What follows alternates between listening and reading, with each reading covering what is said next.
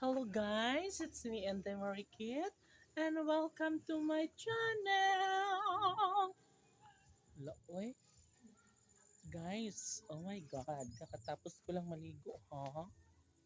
And magagala na tayo dito sa bukid guys kasi ano po, wala tayong vlog kahapon no kasi sobrang busy and pumunta ako ng bayan.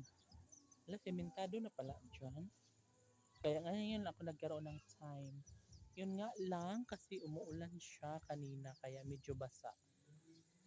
Diba? And medyo may pagkamadilim yung kalangitan. Wala no? And of course, yeah, ang galing pala dito guys kasi semento na siya. Hala, wow naman sila no? Very wow. Kasi start na silang magsemento dito. Diba? Perfect match. And nagustuhan yan guys ng ating mga alagang esu kasi gusto nila yung maganda ang daanan, 'di ba? Sino ba naman hindi papayag na walang magandang daanan, 'di ba? Oh, syempre dito guys, oh, kita niyo naman ha. Sadyang wow na wow na wow na wow. Nakakatuwa naman dito banda guys, no? And imagine, sinemento na nila dito guys. So pag pumunta na yun doon, wow, sobrang ganda na.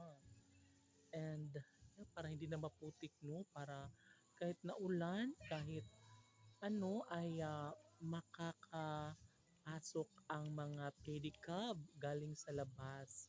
Makakapasok ang mga four wheels no, kung gusto nilang pumunta rito, banda ay makakapasok sila, di ba? Sobrang nice naman po. Hala, uy, natuwa talaga ako dito guys dahil um, dito is start na sila magsemento. Pag matapos yun, mas maganda. And dito naman ay sobrang flat na. Ano ba yan?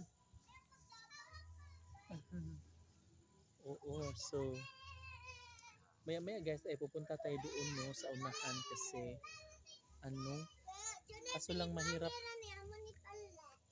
yung daan. Tinood man na, ipalit na. Sibuta daw! Ilimani mo na eh! Tinood na, ipalit na nga to. Tinod? Oo. Sige, tara! Napapalit ako o grid horse. Kani, bisag gising, palit ba? Tinood Para na. mailhan. Tinood na. Lako, magpalit na mo. Oh, klaro na! So, ayun guys, di ba? Ay, see you on my next video na lang.